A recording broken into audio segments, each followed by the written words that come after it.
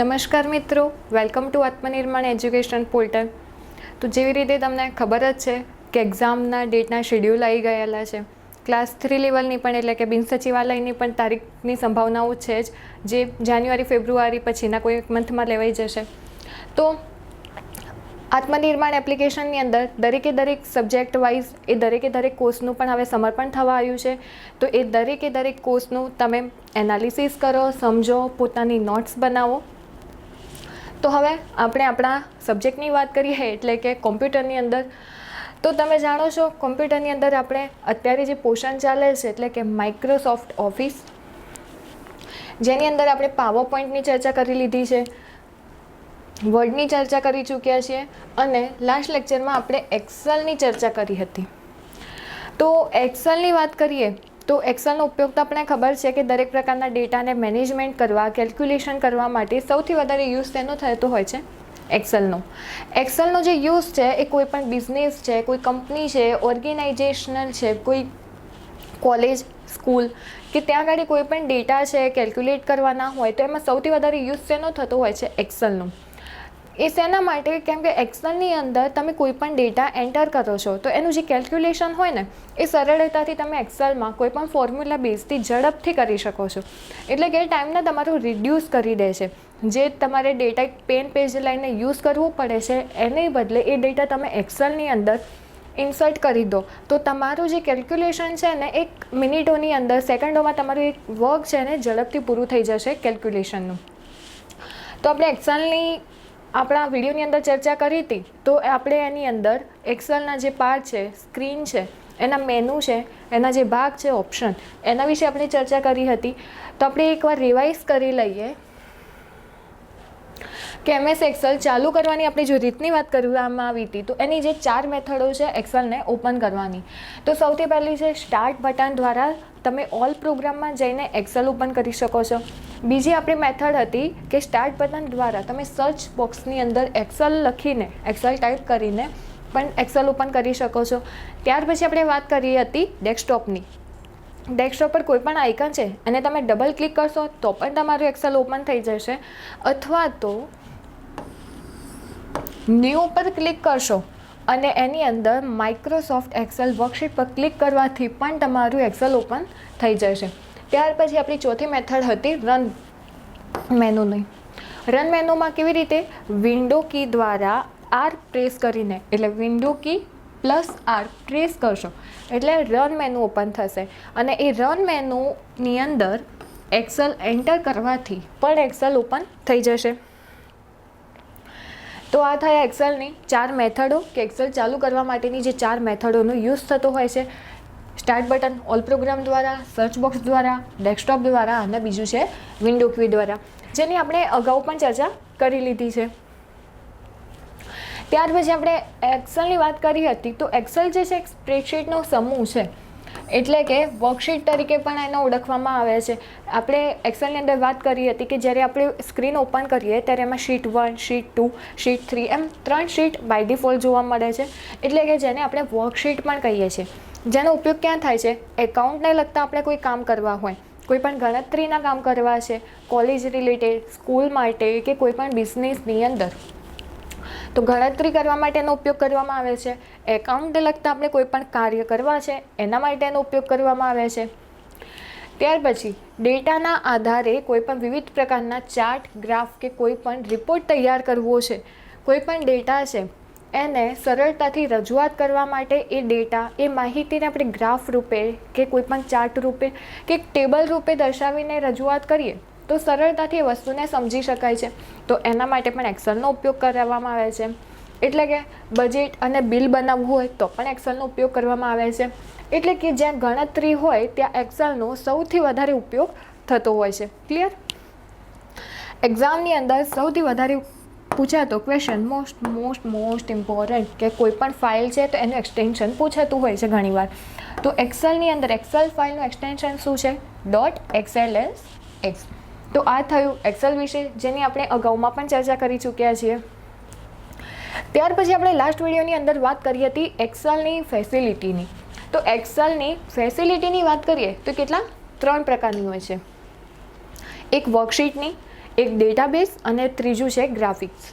વર્કશીટની અંદર શું છે કે એ જે પણ ટેક્સ્ટ છે, જે પણ આપણે ડેટા ઇન્સર્ટ કરીશું એને ડેટાને રો કે કોલમ સ્વરૂપમાં જો દર્શાવવું હોય તો એના માટે યુઝ કરવામાં આવે છે. એટલે કે ડેટાનું એનાલિસિસ કરી શકાય છે.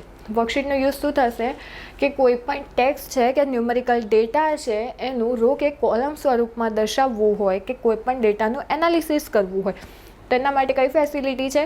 વર્કશીટની. ત્યાર પછી વાત કરીએ ડેટાબેઝની. તો ડેટાબેઝની અંદર શું થશે, એક્સેલમાં જે પણ ડેટા છે એ દરેકે દરેક ડેટાનું મેનેજમેન્ટ કરી શકાય છે. એટલે કે કોઈ પણ ડેટા છે સિલેક્ટેડ કરેલા આપણે જે ઇન્સર્ટ કરીએ એ ડેટાને આપણે એનાલિસિસ કરવું છે, કેલ્ક્યુલેશન કરવું છે કે ફિલ્ટર કરવું છે, ચડતા કે ઉતરતા ક્રમમાં એને ગોઠવવું છે, તો એ દરેકે દરેકનું મેનેજમેન્ટ કઈ ફેસિલિટી દ્વારા થાય છે? ડેટાબેઝ ફેસિલિટી દ્વારા. એટલે કે સિલેક્ટેડ ડેટાને સર્ચ કરી શકાય છે, સિલેક્ટેડ સીટમાંથી અલગ પણ કરી શકાય છે અને જરૂરિયાત મુજબ સિલેક્ટેડ ડેટાનું શોર્ટિંગ પણ કરી શકાય છે. એટલે કે ટૂંકમાં કહીએ તો ડેટાનું કોઈ પણ રીતે આપણે મેનેજમેન્ટ કરવું હોય તો એ કઈ ફેસિલિટી દ્વારા થશે? ડેટાબેઝ દ્વારા. ત્યાર પછી ત્રીજી વાત કરીએ ગ્રાફિક્સની ફેસિલિટી. તો એક્સેલની અંદર આપણે જે ડેટા છે એ ટેક્સ્ટ સ્વરૂપે અંદર આપણે ઇન્સર્ટ તો કરીએ છીએ, તો હવે એ ડેટાને આપણે ગ્રાફ રૂપે, ચાર્ટ રૂપે કે ટેબલ રૂપે દર્શાવવા હોય તો એના માટે કઈ ફેસિલિટી ઉપયોગ થાય છે? ગ્રાફિક્સ. તો ગ્રાફિક્સ દ્વારા આપણે કોઈ પણ ડેટાને કોઈ પણ ગ્રાફ કે ચાર્ટ સ્વરૂપમાં પણ દર્શાવી શકીએ છીએ. તો આ હતી એક્સેલની જે મુખ્ય ફેસિલિટી જે પ્રોવાઈડ કરે છે વર્કશીટ દ્વારા, ડેટાબેઝ દ્વારા, અને ત્રીજું છે ગ્રાફિક્સ દ્વારા, જેની આપણે ચર્ચા કરી ચૂક્યા હતા કે વર્કશીટની અંદર છે તો કોઈપણ ટેક્સ્ટને રો કોલમમાં ટ્રાન્સફર કરવા માટે ડેટાબેઝની જે ફેસિલિટી છે એ ડેટાનું મેનેજમેન્ટ કરશે, એટલે કે એનું શોર્ટિંગ કરવા, એનાલિસિસ કરવા, દરેકે દરેક ડેટાના મેનેજમેન્ટ માટે. અને ત્રીજું હતું ગ્રાફિક્સ. ગ્રાફિક્સની અંદર કોઈપણ ગ્રાફ છે, ચાર્ટ છે એને દર્શાવવા માટે. ત્યાર પછી આપણે વાત કરી હતી સ્ક્રીનની. જ્યારે આપણે એક્સેલ ઓપન કરીએ ને તો સૌથી પહેલું તો જે સ્ક્રીનો ઓપન થાય છે એના જે નામ છે એ ઘણી બધી એક્ઝામમાં તમે જોયા હશે કે ઉપરની પટ્ટીને શું કહેવાય, એક્સેલની અંદર નીચેના ભાગની પટ્ટી છે એ કયા નામે ઓળખવામાં આવે છે. તો એવી રીતના ક્વેશ્ચન એક્ઝામમાં પૂછાતા હોય છે કે જે ટાઇટલ બારની નીચેની પટ્ટી હોય છે એ ભાગને કયા ભાગ તરીકે ઓળખવામાં આવે છે. એક્સેલની અંદર ફંક્શન લખવાનો જે ભાગ છે એ કયા નામે ઓળખાતો હોય છે. તો ચર્ચા કરીએ. તો સૌથી પહેલાં સૌથી ઉપરના ભાગની પટ્ટી એટલે કે ટાઇટલ બાર અને સૌથી નીચેના ભાગની પટ્ટી એટલે કે સ્ટેટસ બાર. તો આ ક્વેશ્ચન પણ એક્ઝામની અંદર પૂછાયેલા છે. તો યાદ કેવી રીતે રાખવાનું? સૌથી પહેલું શું હોય? ટાઇટલ હોય ને એટલે ટાઇટલ બાર, અને આપણે કોઈ પણ હોય તો વસ્તુનું સ્ટેટસ ક્યાં બતાવે? નીચે બતાવે. એટલે નીચેની પટ્ટી કયા નામે ઓળખાશે? Status bar. ઓકે. ત્યાર પછી વાત કરીએ ટાઇટલ બારની નીચે. ટાઇટલ બારની જે નીચેની પટ્ટી છે એ શું દર્શાવે છે? મેનુ. હવે એ મેનુ જે દર્શાવે છે એને શું કહેવાય? Menu bar. હવે એ મેનુ બાર પર તમે ક્લિક કરશો એટલે એના ઓપ્શન ઓપન થશે અને એ જે ઓપ્શન ઓપન થાય છે એને શું કહેવાશે? રિબન. ત્યાર પછી વાત કરીએ વર્કશીટની. સ્ટેટસ બારની અંદર જમણી બાજુ પર શીટ 1, શીટ 2, શીટ 3 હોય છે જેને વર્કશીટ કહેવામાં આવે છે. અને જો ડાબી બાજુની વાત કરીએ તો વ્યૂ બટન્સ હોય છે જ્યાં તમે તમારી વર્કશીટને ગ્રીડ લાઇન્સ કે નોર્મલ વ્યૂમાં જોવા માટે પણ એનો યુઝ કરવામાં આવે છે. અને એની બાજુમાં આવે છે ઝૂમ કંટ્રોલ, જેના દ્વારા તમે ઝૂમ ઇન કે ઝૂમ આઉટ કરી શકો છો. હવે એક્ઝામની અંદર આના રિલેટેડ પૂછાતો ક્વેશ્ચન, મિનિમમ ઝૂમ કેટલું હોય એક્સેલની અંદર? 10% અને મેક્સિમમ ઝૂમ કેટલું હોય? 400%. આ પણ ઇમ્પોર્ટન્ટ ક્વેશ્ચન છે જે ઘણીવાર પૂછાતો હોય છે. તો આ થયું ઝૂમ કંટ્રોલ. મિનિમમ ઝૂમ 10% અને મેક્સિમમ ઝૂમ 400%. ત્યાર પછી આપણે વાત કરીએ જમણી બાજુની વાત કરીએ તો સૌથી ઉપરની સાઈડે જે બટન હોય છે એને કહેવાય છે ક્વિક એક્સેસ ટૂલ બાર, જેમાં અનડુ, રીડુ, સેવ કે ઓપનના ઓપ્શન હોય છે. એટલે કે તમે જે પ્રોસેસ હમણાં થોડા સમયમાં કરી છે એના માટે યુઝ થાય છે ક્વિક એક્સેસ ટૂલ બાર. અને ડાબી બાજુની વાત કરીએ તો સૌથી ઉપર હોય છે વિન્ડોઝ કંટ્રોલ. એટલે કે એમાં 3 બટન હોય છે: મિનિમાઇઝ, રિસ્ટોર અને ક્લોઝ બટન. ક્લિયર? ત્યાર પછી આપણે વાત કરીએ કે આપણે જ્યાં કર્સરનું સ્થાન હોય તો એ રો અને કોલમ એ જે સ્થાન હોય છે એને કહેવામાં આવે છે સેલ.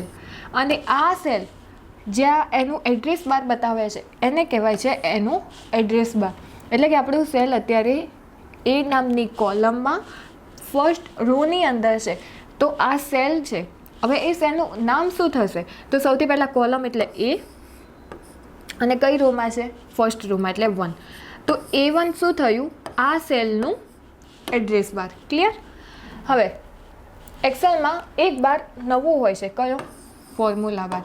તેના માટે યુઝ થાય છે કે તમે જે પણ કોઈ કેલ્ક્યુલેશન કરો છો, જે કોઈ પણ ગાણિતિક સૂત્રો એના યુઝ કરો છો, એટલે એ ફોર્મ્યુલા ક્યાં યુઝ થશે? અહીંયા Fx. એટલે કે એને કહેવાય છે ફોર્મ્યુલા બાર. એટલે કે તમે જે કોઈ પણ ફોર્મ્યુલા યુઝ કરશો એ આ ફોર્મ્યુલા બારમાં શો થશે. એટલે કે તમે જે કોઈ પણ ફંક્શન અહીંયા યુઝ કરશો એ દરેકે દરેક ફંક્શન અહીંયા જોવા મળશે. ક્લિયર? તે શું છે? ફોર્મ્યુલા બાર. સૌથી ઉપરની પટ્ટી ટાઇટલ, સૌથી નીચેની સ્ટેટસ બાર. ફોર્મ્યુલા બાર જે ફંક્શન તમે જોઈ શકો છો.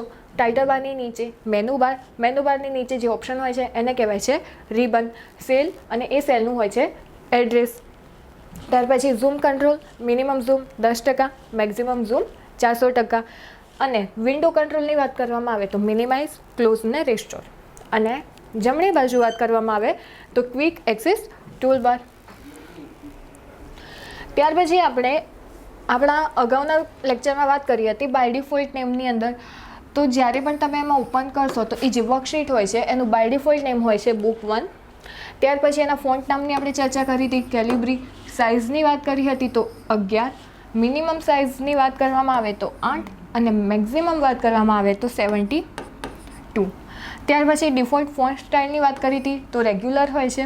ત્યાર પછી ડિફોલ્ટ પેજ ઓરિએન્ટેશન એટલે કે પોર્ટ્રેટ, એટલે કે વર્કશીટ જે હોય એ ઊભી દર્શાવવા માટે. ત્યાર પછી ડિફોલ્ટ અલાઇનની વાત કરવામાં આવે તો બોટમ. ચાર્ટની વાત કરવામાં આવે તો કોલમ. ત્યાર પછી ડિફોલ્ટ વર્કશીટની વાત કરવામાં આવે તો શીટ 1. ટોટલ કેટલી હોય છે? 3. ડિફોલ્ટ સેલ એડ્રેસની વાત કરવામાં આવે અથવા તો ફર્સ્ટ સેલની વાત કરવામાં આવે તો એ સેલનું એડ્રેસ શું હોય છે? A1. ત્યાર પછી ડિફોલ્ટ રોની હાઇટ કેટલી હોય છે? 15. અને એની વિથ હોય છે 8.43, જેની ચર્ચા પણ આપણે આગળના લેક્ચરમાં કરી ચૂક્યા છીએ. નેક્સ્ટ આપણે વાત કરીએ લાસ્ટ કોલમની કરી હતી. તો લાસ્ટ કોલમ છે XFD. અને જો એને નંબર રીતે દર્શાવવી હોય તો છે 16384. ત્યાર પછી આપણે રોની વાત કરી હતી તો લાસ્ટ રો 2030 મુજબ જો વાત કરવામાં આવે તો 10,48,576. ત્યાર પછી લાસ્ટ સેલનું એડ્રેસ પૂછે, એક્ઝામની અંદર પૂછાવાની સંભાવના છે. તો લાસ્ટ સેલનું એડ્રેસ થશે લાસ્ટ કોલમ અને એની લાસ્ટ રો. એટલે કે લાસ્ટ કોલમ XFD અને લાસ્ટ રો છે 10,48,576. સેલ એડ્રેસમાં સૌથી પહેલાં કોલમ દર્શાવવામાં આવે છે અને ત્યારબાદ રો દર્શાવવામાં આવે છે. લાસ્ટ કોલમ XFD અને લાસ્ટ રોની વાત કરવામાં આવે તો 10,48,576. એટલે લાસ્ટ સેલનું એડ્રેસ શું થશે? XFD 10,48,576. ત્યાર પછી આપણે દરેકે દરેક મેનુની ચર્ચા કરી હતી. તો અગાઉના વિડીયોમાં આપણે ચર્ચા કરી હતી સૌથી પહેલાં તો ફાઇલ મેનુની. તો ફાઇલ મેનુની અંદર ઓપ્શન હતા ન્યૂ, કોઈ પણ નવી ફાઇલ ઓપન કરવા માટે, સેવ કરવા માટે, સેવ એઝ કરવા માટે, એટલે કે વધારા સુધારા સાથે કોઈ ફાઇલને સેવ કરવી છે, પ્રિન્ટ કરવા માટે, કોઈ પણ વર્કશીટને શેર કરવા માટે કે એક્સપોર્ટ કરવા માટેનો યુઝ થાય છે. ત્યાર પછી આપણે ચર્ચા કરી હતી હોમ મેનુની અંદર. હોમ મેનુની અંદર કોઈ પણ ફોન્ટની સ્ટાઇલ છે, લિંક છે, કોઈ પણ શેપ એડ કરવા છે, સેલનું એડ્રેસિંગ કરવું છે, કોઈ સેલ ઇન્સર્ટ કરવું છે, ડિલીટ કરવું છે, કે કોઈ પણ રીતે એડિટિંગ કરવું છે, એનાલિસિસ કરવું છે, ડેટાનું ફિલ્ટરિંગ કરવું છે, તો એના માટે યુઝ કરવામાં આવે છે હોમ મેનુની, જે ઓલરેડી આપણે આગળના વિડીયોમાં ચર્ચા કરી ચૂક્યા હતા. ત્યાર પછી આપણે વાત કરી હતી ઇન્સર્ટ મેનુની અંદર. તો ઇન્સર્ટ મેનુની અંદર ટેબલ, ઇલિસ્ટ્રેશન, એપ, ચાર્ટ, રિપોર્ટ છે, ફિલ્ટર્સ છે, લિંક છે, ટેક્સ્ટ છે અને સિમ્બોલ છે. એટલે કે કોઈ પણ સૂત્રોને એડ કરવા માટે પણ એનો યુઝ થાય છે, કે કોઈ સિમ્બોલ એડ કરવા છે, કોઈ પણ ડેટાને ચાર્ટ રૂપે દર્શાવવી છે, ટેબલ શું રૂપે દર્શાવી છે, તો એ દરેકે દરેક કયા મેનુમાં હોય છે, ઇન્સર્ટ મેનુનો ભાગ છે.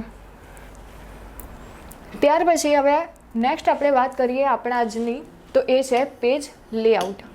પેજ લેઆઉટ મેનુની અંદર સૌથી પહેલાં કયા કયા ભાગ છે, થીમ્સ, ત્યાર પછી page setup, scale to fit, sheet option અને એરેન્જ. તો સૌથી પહેલાં તો પેજ લેઆઉટમાં થીમ્સની વાત કરીએ તો થીમ્સ ચેન્જ કરવા માટે કે વિવિધ પ્રકારની થીમ્સનો ઉપયોગ કરવા માટે, કલર આપવા માટે, કોઈપણ ફોન્ટની સાઇઝ, ફોન્ટ છે એની સ્ટાઇલ ચેન્જ કરવા માટે કે કોઈ પણ ઇફેક્ટ આપવા માટેનો યુઝ કરવામાં આવે છે. ત્યાર પછી આપણે વાત કરીએ પેજ સેટઅપની અંદર સૌથી પહેલું છે માર્જિન. માર્જિન એટલે શું, લખાણની ચારે બાજુમાં જે જગ્યા છોડવામાં આવે છે એને કહેવાય છે માર્જિન, એટલે કે હાંસિયું. ત્યાર પછી નેક્સ્ટ છે ઓરિએન્ટેશન, એટલે કે પેજને આડું કે ઊભું દર્શાવવા માટે ઓરિએન્ટેશનનો યુઝ કરવામાં આવે છે. ઓરિએન્ટેશનમાં બે ટાઈપ્સ હોય છે, એક છે પોર્ટ્રેટ એટલે કે પેજને ઊભું દર્શાવવા માટે, અને બીજું હોય છે લેન્ડસ્કેપ એટલે કે પેજને આડું દર્શાવવા માટે. ત્યાર પછી ઓપ્શન છે સાઇઝ, એટલે કે જો કોઈ પણ વર્કશીટની સાઇઝ છે એમાં કોઈ પણ ફેરફાર કરવો છે તો એના માટે સાઇઝનો ઓપ્શન છે.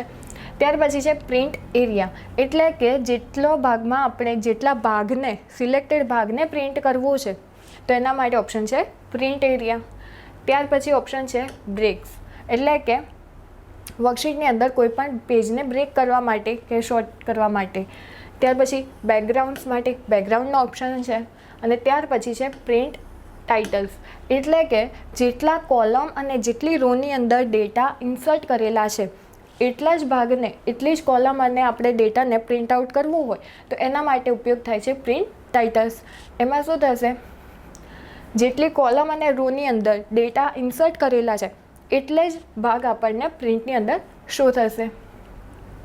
ત્યાર પછી છે સ્કેલ ટુ ફિટ, એટલે કે વિથ, હાઇટ અને એનું સ્કેલ પ્રમાણે ચેન્જ કરવા માટે. ત્યાર પછી ઓપ્શન આવે છે શીટ ઓપ્શન. શીટ ઓપ્શનની અંદર બે ભાગ છે, એટલે કે ગ્રીડ લાઇન્સ અને બીજું છે હેડિંગ્સ. ગ્રીડ લાઇન્સમાં શું થશે, તમારી કોઈ પણ શીટ છે તો આ ગ્રીડ લાઇન સ્વરૂપે જો એની પ્રિન્ટ આઉટ કરવી હોય તો આ રૂપમાં એને દર્શાવવા માટે ગ્રીડ લાઇન્સનો ઉપયોગ કરવામાં આવે છે. અને ત્યાર પછી છે હેડિંગ, એટલે કે કોલમનું કોઈ પણ ટાઇટલ છે કે રોના જે નંબરો છે એ હાઇડ કરવા માટે, ઓન કે ઓફ કરવા માટેનો ઉપયોગ કરવામાં આવે છે. ત્યાર પછી આવે છે ઓપ્શન એરેન્જનો. એરેન્જ ઓપ્શનની અંદર સૌથી પહેલું છે બ્રિંગ ફોરવર્ડ. બ્રિંગ ફોરવર્ડમાં શું થશે, કોઈ પણ લખાણ છે એ લખાણની ઉપર કોઈ ઇમેજ સેટ કરવી હોય તો કયો ઓપ્શન યુઝ થશે, બ્રિંગ ફોરવર્ડ. અને કોઈ પણ ઇમેજની ઉપર કંઈ લખાણ ટાઈપ કરવું હોય તો એના માટે કયો ઓપ્શન યુઝ થશે, સેન્ડ બેકવર્ડ. ક્લિયર?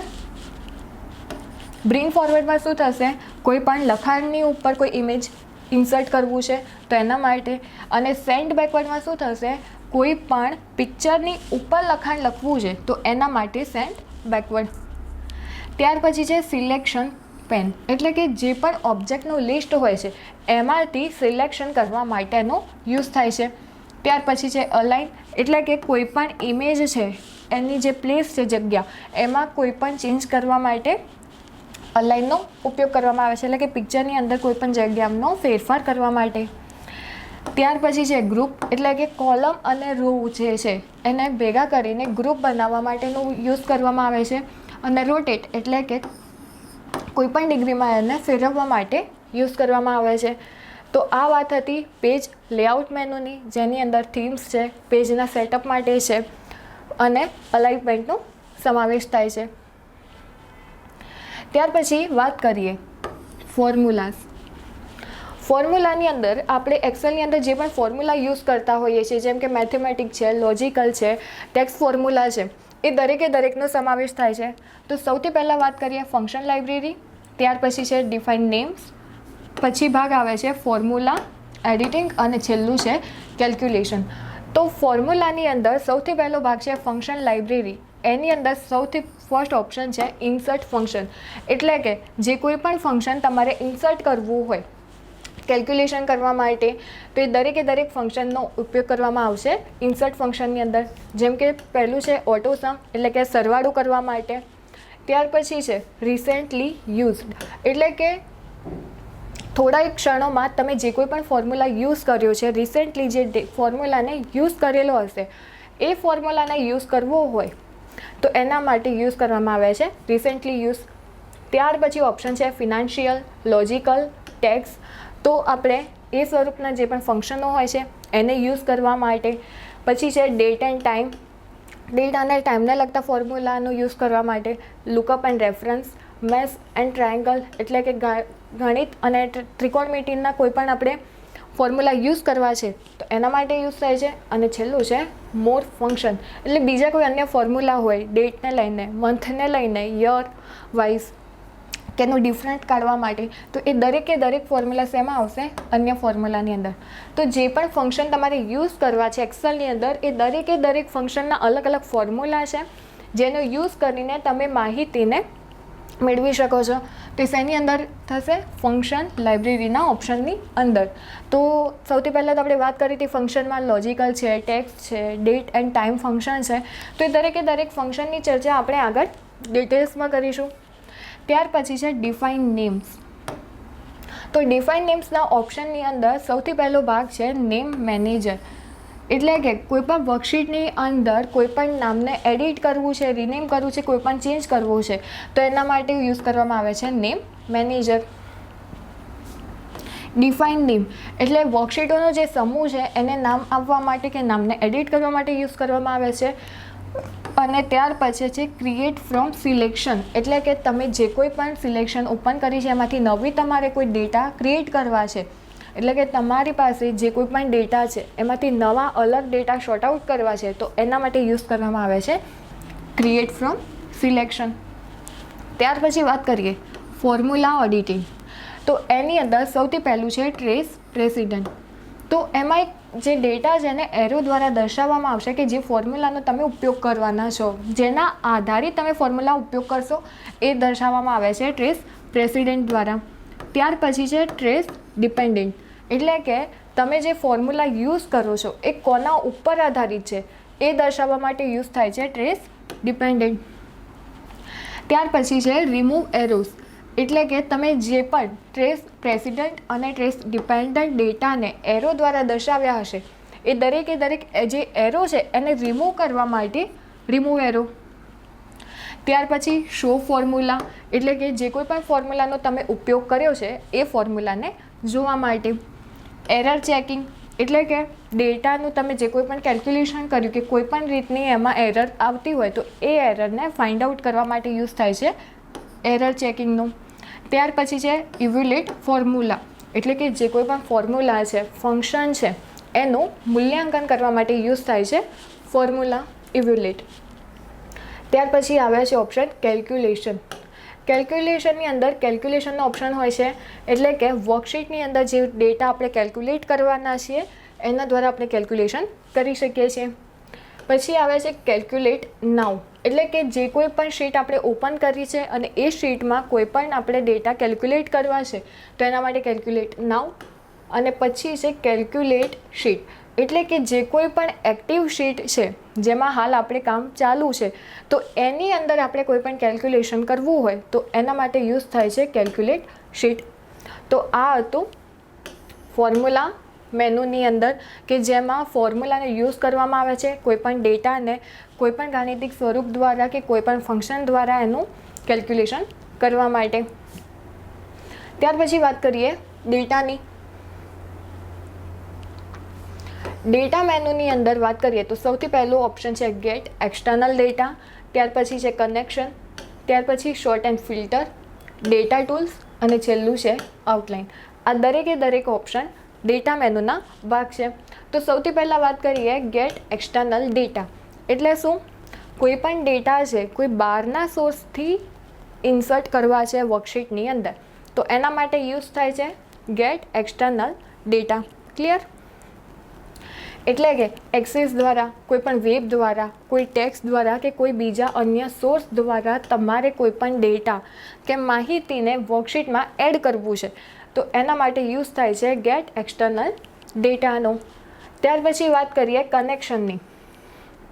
તો એમાં સૌથી પહેલું છે રિફ્રેશ ઓલ, એટલે કે જે પણ કનેક્શન છે એને રિફ્રેશ કરવા માટે. ત્યાર પછી કનેક્શન એટલે કે જે કોઈ પણ ડેટા છે એને કનેક્ટ કરવા માટે. ત્યાર પછી છે એડિટ લિંક્સ, એટલે કે કોઈ પણ લિંક એમાં ઇન્સર્ટ કરી હોય તો એને એડિટ કરવા માટે કે બીજું એડ કરવા માટે. ત્યાર પછી વાત કરીએ શોર્ટ એન્ડ ફિલ્ટર. તેમાં સૌથી પહેલું છે શોર્ટ, એટલે કે કોઈ પણ ડેટા છે એને ચડતા ક્રમમાં કે ઉતરતા ક્રમમાં શોર્ટ આઉટ કરવા હોય તો એના માટે યુઝ કરવામાં આવે છે શોર્ટ ઓપ્શનનો. જેનાથી તમે જે કોઈ ડેટા છે એ તમારે ચડતા ક્રમમાં બતાવવા હોય કે ઉતરતા ક્રમમાં બતાવવા હોય, આલ્ફાબેટિકલ રીતે કોઈ શોર્ટ આઉટ કરવું હોય કે કોઈ પણ નંબર વાઇઝ કે કોઈ માર્ક્સ વાઇઝ તમારે ઉતરતા કે ચડતા ક્રમમાં એનું એનાલિસિસ કરવું હોય તો એના માટે યુઝ થાય છે શોર્ટ મેનુનો. ત્યાર પછી છે ફિલ્ટર, એટલે કે વર્કશીટની અંદર તમે જે ડેટા છે એ ઓટોમેટિકલી તમારે ફિલ્ટર કરવા હોય તો એના માટે યુઝ કરવામાં આવે છે. ત્યાર પછી વાત કરીએ ડેટા ટૂલ્સની અંદર. ડેટા ટૂલ્સની અંદર સૌથી પહેલું છે ટેક્સ્ટ ટુ કોલમ, એટલે કે ટેક્સ્ટને કોલમમાં ફેરવવા માટે યુઝ કરવામાં આવે છે ટેક્સ્ટ ટુ કોલમ. ત્યાર પછી છે ફ્લેશ ફિલ, એટલે કે જે વર્કશીટની અંદર તમારે કોઈપણ ડેટાનું ઓટોમેટિક એનાલિસિસ કરીને ફિલઅપ કરવું હોય તો એના માટે યુઝ કરવામાં આવે છે ફ્લેશ ફિલ, એટલે કે અમુક ડેટામાંથી તમે થોડા ડેટા અલગ કરીને પણ અલગથી એને ફિલઅપ કરી શકો છો જરૂરિયાત મુજબ. ત્યાર પછી છે રિમૂવ ડુપ્લિકેટ, નામ પરથી જ ખ્યાલ આવી જાય કે જે કોઈ પણ ડુપ્લિકેટ હોય એને દૂર કરવા માટે. ડેટા વેલિડેશન, ડેટા વેલિડેશન એટલે કે ડેટાનું મૂલ્યાંકન કરવા માટેનો યુઝ થાય છે. અને ત્યારબાદ છે કોન્સોલિડેટ, એટલે કે જે કોઈ પણ ડેટા છે જે વર્કશીટની અંદર એ દરેકે દરેક ડેટાનું કોન્સોલેટ કરવા માટેનો યુઝ કરવામાં આવે છે. અને ત્યાર પછી છે વોટ ઇફ એનાલિસિસ, એટલે કે તમે જે ફોર્મ્યુલાનો યુઝ કરો છો એ કયા મૂલ્ય પર કરો છો, કઈ વેલ્યુના આધારે કરો છો, તો એ દરેકે દરેક વસ્તુનું એનાલિસિસ કરવું હોય તો શેના પર થશે? વોટ ઇફ એનાલિસિસની અંદર, જેની અંદર આપણે જે કોઈ પણ ડેટાના આધારે કર્યું હોય, જે મૂલ્યોના આધારે કર્યું હોય તો એ મૂલ્યનું મૂલ્યાંકન કરવા માટે આ ઓપ્શનનો યુઝ કરવામાં આવે છે. ત્યાર પછી વાત કરીએ આઉટલાઇનની અંદર ગ્રુપ, એટલે કે કોલમ અને રોનું ગ્રુપ બનાવવા માટે અને એક ગ્રુપને અનગ્રુપ કરવા માટે અનગ્રુપનો ઓપ્શન છે. અને ત્યારબાદ છેલ્લું છે સબ ટોટલ, એટલે કે જે કોઈ પણ ડેટા છે ન્યુમેરિકલ ડેટા એનું કેલ્ક્યુલેશન કરવું હોય કે ટોટલ કરવું હોય તો એના માટે યુઝ થાય છે સબ ટોટલ. તો આ ઓપ્શન હતા ડેટા મેનુની અંદર. હવે આપણે નેક્સ્ટ વાત કરીએ રિવ્યૂ મેનુની અંદર. તો રિવ્યૂ મેનુની અંદર સૌથી પહેલું છે પ્રૂફિંગ, લેંગ્વેજ, કોમેન્ટ્સ, ચેન્જીસ. તો આ દરેકે દરેક જે ઓપ્શન છે એ રિવ્યૂ મેનુના પાર્ટ છે. તો સૌથી પહેલાં તો ચર્ચા કરીએ પ્રૂફિંગની અંદર. પ્રૂફિંગમાં સૌથી પહેલું છે સ્પેલિંગ, એટલે કે વર્કશીટની અંદર કોઈપણ સ્પેલિંગની એરર શોધવા માટે એનો યુઝ કરવામાં આવે છે. સ્પેલિંગની અંદર તમે જાણો છો કે કોઈપણ સ્પેલિંગની ભૂલ હોય તો એ રેડ કલરની અંદર લાઇનમાં શો થાય છે, અને જ્યારે કોઈ ગ્રામરિકલની ભૂલ હોય તો એ ગ્રીન કલરની અંડરલાઇન દ્વારા શો થાય છે. એટલે કે કોઈપણ સ્પેલિંગની ભૂલ શોધવા માટેનો યુઝ થાય છે, જેની શોર્ટકટ કી છે F7. ત્યારબાદ ઓપ્શન છે રિસર્ચ, એટલે કે કોઈપણ શબ્દ વિશે માહિતી મેળવવી હોય તો શેનો યુઝ થાય છે? રિસર્ચ ઓપ્શનનો. ત્યાર પછી આવે છે થેસરસ, એટલે કે કોઈપણ શબ્દનું એ જે શબ્દ છે એનો સામાન્યથી શબ્દ એના જેવા જ બીજા શબ્દો શોધવા માટેનો યુઝ કરવામાં આવે છે થેસરસમાં, જેની શોર્ટકટ કી છે Shift+F7. ત્યાર પછી લેંગ્વેજ ઓપ્શનની વાત કરીએ તો એમાં સૌથી પહેલું છે ટ્રાન્સલેટ, એટલે કે કોઈપણ માહિતીને અલગ અલગ લેંગ્વેજમાં ટ્રાન્સલેટ કરવા માટે એનો યુઝ થાય છે. ત્યાર પછી વાત કરીએ કોમેન્ટ ઓપ્શનની અંદર. કોમેન્ટ ઓપ્શનની અંદર સૌથી પહેલું છે ન્યૂ કોમેન્ટ, એટલે કે કોઈપણ નવી કોમેન્ટ ઉમેરવા માટે, એડ કરવા માટે કે રિમૂવ કરવા માટે એ દરેકે દરેક માટે ડિલીટ, પ્રીવિયસ અને નેક્સ્ટનો યુઝ કરવામાં આવે છે. ત્યાર પછી શો ઓલ કોમેન્ટ્સ, એટલે કે જે પણ કોમેન્ટ્સ કરેલી છે એ જોવા માટે, અને શો લિંક, એટલે કે જે કોઈ પણ લિંક ઇન્સર્ટ કરી છે એ જોવા માટે. ત્યાર પછી વાત કરીએ ચેન્જીસની અંદર. તો ચેન્જીસની અંદર protect sheet, protect workbook, password એનો યુઝ કરવામાં આવે છે. તો શું છે આ, જ્યારે કોઈ ફાઇલ છે એને સિક્યોર રૂપે, એટલે કે કોઈ પણ એક એક્સેલની કોઈ પણ વર્કશીટ છે કે કોઈ ફાઇલ છે, તો એને આપણે પ્રોટેક્ટ કરવી છે કે જેના દ્વારા આપણે જ્યાં સુધી કોઈ પાસવર્ડ દ્વારા એ ફાઇલને ઓપન ના કરીએ તો એ ફાઇલ ઓપન ના થાય. તો આપણે જ્યારે ફાઇલને ઓપન કરવી હોય તો જ્યારે આપણે પાસવર્ડ પહેલાં તો આપવો પડે. હવે પાસવર્ડ ક્રિએટ કર્યા બાદ એ ફાઇલને જ્યારે તમે કોઈ બીજાને શેર કરો ત્યારે એ પાસવર્ડ એ ઇન્સર્ટ કરશે, ત્યારબાદ એ વર્કશીટ એની ઓપન થશે. તો સૌથી પહેલાં એના માટે પ્રોટેક્ટ શીટ, એટલે કે જે પણ શીટ છે એ શીટને આપણે પાસવર્ડ આપીને સિક્યોર કરવી હોય તો એના માટે યુઝ થાય છે. ત્યાર પછી છે પ્રોટેક્ટ વર્કબુક, એટલે કે આખી વર્કબુકને આપણે પાસવર્ડ આપીને સિક્યોર કરવી હોય, પ્રોટેક્ટ કરવી હોય તો એના માટે યુઝ થાય છે પ્રોટેક્ટ વર્કબુકનો. ત્યારબાદ છે શેર વર્કબુક, એટલે કે વર્કશીટને શેર કરવા માટે. ત્યાર પછી છે પ્રોટેક્ટ એન્ડ શેર વર્કબુક, એટલે કે કોઈ પણ વર્કશીટને પાસવર્ડ આપીને ત્યારબાદ શેર કરવા માટે. એટલે થશે શું, જે તમે વર્કશીટ છે એને જે પાસવર્ડ આપીને તમે જ્યારે શેર કરશો તો એ અન્ય જે બીજો કોઈ માણસ હશે, જ્યારે એને વર્કશીટ ઓપન કરવી હશે તો સૌથી પહેલાં એ જે પાસવર્ડ છે એને ઇન્સર્ટ કરવું પડશે, ત્યારબાદ એ ફાઇલ એનામાં ઓપન થશે. એટલે એ શેની અંદર યુઝ થાય છે, પ્રોટેક્ટ એન્ડ શેર વર્કબુકની અંદર. ત્યારબાદ ઓપ્શન છે અલાઉ યુઝર ટુ એડિટ રેન્જીસ, એટલે કે તમારી જે વર્કશીટમાં તમે જે પણ ડેટા કે જે એનાલિસિસ કર્યું છે તો એ ડેટાની અંદર કોઈ પણ પ્રકારનો ચેન્જ થાય તો એ ચેન્જને અલાઉ કરવા માટેનો યુઝ કરવામાં આવે છે. ત્યારબાદ ઓપ્શન છે ટ્રેક ચેન્જીસ, એટલે કે તમારી જાણ બહાર ક્યારેક તમારી વર્કશીટની અંદર કોઈ ફેરફાર થાય, કોઈ ચેન્જીસ કરવામાં આવે, કોઈ ડેટા બદલવામાં આવે તો એ જે ચેન્જીસ થયો છે એને ફાઇન્ડ આઉટ કરવા માટે યુઝ થાય છે ટ્રેક ચેન્જીસ. તો એનાથી તમારી વર્કશીટની અંદર જે પણ ડેટા કે જે કોઈ પણ માહિતીમાં ફેરફાર થયો હશે એ તમે શોધી શકશો. શેના દ્વારા? Track changes. તો આ હતું ચેન્જીસની અંદર કે તમે કોઈ પણ વર્કશીટને પાસવર્ડ આપીને પણ એને શેર કરી શકો છો, પાસવર્ડ આપીને શીટ કે પૂરી વર્કબુકને પણ પ્રોટેક્ટ કરી શકો છો, જેમાં કોઈ પણ ચેન્જીસ થવાના કે કોઈ પણ ચેન્જ થયો હોય તો એને પ્રોટેક્ટ કરી શકાય છે. તો આ થયું આપણું રિવ્યૂ મેનુની અંદર. હવે નેક્સ્ટ આપણે વાત કરીએ વ્યૂ મેનુની. તો વ્યૂ મેનુની અંદર આપણે વાત કરીએ તો સૌથી પહેલું છે વર્કબુક વ્યૂઝ, ત્યાર પછી શો, ઝૂમ, વિન્ડો અને ત્યાર પછી છે મેક્રોસ. તો સૌથી પહેલાં આપણે વાત કરીએ વ્યૂની અંદર તો એ છે વર્કબુક વ્યૂઝ. તો વર્કબુક વ્યૂઝની અંદર સૌથી પહેલો ઓપ્શન છે નોર્મલ.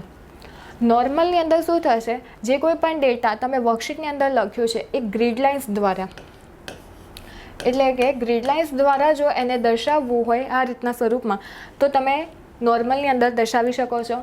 ત્યારબાદ છે પેજ બ્રેક પ્રિવ્યૂ, એટલે કે જેટલા ભાગની અંદર વર્કશીટની અંદર જેટલા ભાગની અંદર તમે ડેટા ઇન્સર્ટ કરેલા હશે એટલા જ ભાગને તમે પ્રિન્ટઆઉટ કે પેજ બ્રેક કરવા માટે એનું જે પેજનું પ્રિવ્યૂ છે એ જોઈ શકશો. પણ કેટલા ભાગમાં? જેટલા ભાગની અંદર તમારા ડેટા ઇન્સર્ટ કરેલા છે એટલા ભાગનો પ્રિવ્યૂ જોવા માટે. કયા ઓપ્શનનો યુઝ થાય છે? પેજ બ્રેક પ્રિવ્યૂનો. ત્યાર પછી વાત કરીએ પેજ લેઆઉટ, એટલે કે વર્કશીટનું જે પેજ લેઆઉટ છે એ જોવા માટે. ત્યાર પછી છે કસ્ટમ વ્યૂઝ, એટલે કે જે રો અને જે કોલમની અંદર ડેટા ફિલઅપ કરેલા હશે એટલી જ માહિતી આપણે જોઈ શકીશું. શેમાં? કસ્ટમ વ્યૂની અંદર, એટલે કે કસ્ટમાઇઝ કરવા માટે. ત્યારબાદ શો ઓપ્શનની અંદર વાત કરીએ તો ગ્રીડ લાઇન્સ, ફોર્મ્યુલા બાર, હેડિંગ અને રૂલર. તો રૂલરની અંદર હોરિઝોન્ટલ અને વર્ટિકલ રૂલર હોય છે. ગ્રીડ લાઇન્સની વાત કરીએ તો ગ્રીડ લાઇન્સ સ્વરૂપે એને દર્શાવવા માટે કે માહિતીને ગ્રીડ લાઇન્સ સ્વરૂપે પ્રિન્ટ આઉટ કરવા માટે પણ એનો યુઝ કરવામાં આવે છે કે ઓન કે ઓફ પણ કરી શકાય છે. ત્યારબાદ ફોર્મ્યુલા બાર, એટલે કે જે કોઈ પણ ફોર્મ્યુલાનો તમે યુઝ કરો છો એ શેમાં જોવા મળશે? ફોર્મ્યુલા બારની અંદર. એટલે કે ડેટાની અંદર તમે જે કોઈ પણ ફોર્મ્યુલા યુઝ કરશો એ શેમાં જોવા મળશે? ફોર્મ્યુલા બારની અંદર. ત્યારબાદ છે હેડિંગ, એટલે કે કોલમનું ટાઇટલ કે રોનો જે નંબર હોય છે એમાં કોઈ પણ હેડિંગ જે છે એ ઓન કે ઓફ કરવા માટેનો યુઝ થાય છે. ત્યાર પછી વાત કરીએ ઝૂમની. તો ઝૂમ ઇન એટલે કે ઝૂમ ઇન્ક્રીઝ ઓર ડિક્રીઝ કરવા માટે. મિનિમમ ઝૂમની વાત કરીએ એક્સેલની અંદર તો 10% અને મેક્સિમમ વાત કરીએ તો 400%. ત્યારબાદ વાત કરીએ વિન્ડોઝની અંદર, તો વિન્ડોની અંદર વાત કરીએ તો સૌથી પહેલું છે ન્યૂ વિન્ડો, એટલે કે વર્કશીટને નવી વિન્ડોમાં ઓપન કરવા માટે. ત્યાર પછી છે એરેન્જ ઓલ, એટલે કે દરેક જે આપણી વર્કશીટ છે એને એક સાથે એરેન્જ કરવા માટે. ફ્રીઝ પેન, એની અંદર શું થશે, કોઈ એક કોલમ છે કે કોઈ પણ રો છે એને ફ્રીઝ કરીને આપણે એ કોલમ કે રો સિવાય બાકીની જે કોલમ ને રો છે એને સ્ક્રોલ ડાઉન કરી શકીએ છીએ, પણ જે સિલેક્ટ કરીએ હશે ફ્રીઝ પેનની અંદર એ કોલમ કે રોને આપણે મૂવ કરી શકીશું નહીં. એ શેમાં થશે, ફ્રીઝ પેનની અંદર. ફ્રીઝ પેન કયા ઓપ્શન, તો વિન્ડો ઓપ્શનની અંદર આવે છે. કયા મેનુનો ભાગ છે, તો વ્યૂ મેનુનો ભાગ છે. ત્યારબાદ વાત કરીએ સ્પ્લિટની, તો સ્પ્લિટ છે એટલે કે વર્કશીટને બે ભાગમાં વેચવા માટે. હાઇડ એટલે કે વર્કશીટને હાઇડ કરવા માટે અને હાઇડ કરેલી વર્કશીટને જોવા માટે અનહાઇડ. ત્યાર પછી વાત કરીએ સ્વિચ વિન્ડોની, એટલે કે વિન્ડોને એક વિન્ડોમાંથી બીજી વિન્ડોની અંદર સ્વિચ કરવા માટે. ત્યાર પછી છેલ્લું છે મેક્રોસ, એટલે કે જે પણ આપણી છેલ્લી એક્ટિવિટી છે કે જે આપણે વારંવાર યુઝ કરવી પડતી હોય તો એ પ્રોસેસને આપણે રેકોર્ડ કરવા માટે શેનો યુઝ થાય છે, મેક્રોઝનો.